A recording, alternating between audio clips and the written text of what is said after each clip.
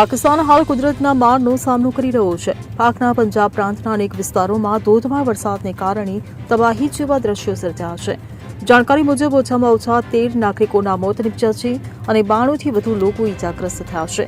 આ મામલે પીડીએમએના director general Irfan Ali કથિયાએ જણાવ્યું કે તેજ હવા અને વરસાદની ચેતવણી બાદ તમામ ડેપ્યુટી કમિશનર અને બચાવ એજન્સીઓને એલર્ટ પર રાખવામાં આવ્યા છે.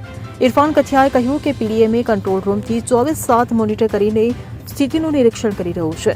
તમામ સંબંધિત વિભાગોને નિર્દેશ આપવામાં આવ્યા છે કે કોઈપણ ઇમરજન્સી સ્થિતિ માટે તૈયાર રહો. આ સિવાય નાગરિકોને પણ એલર્ટ રહેવા માટે જણાવવામાં આવ્યું છે. Bureau report CN24 news. હવે જુઓ દેશ દુનિયાની તમામ ખબરો તમારી આંગળીના ટેરવે. ઉઠાવો મોબાઈલ અને Google Play Store પરથી ડાઉનલોડ કરો અમારી CN24 ન્યૂઝ મોબાઈલ એપ.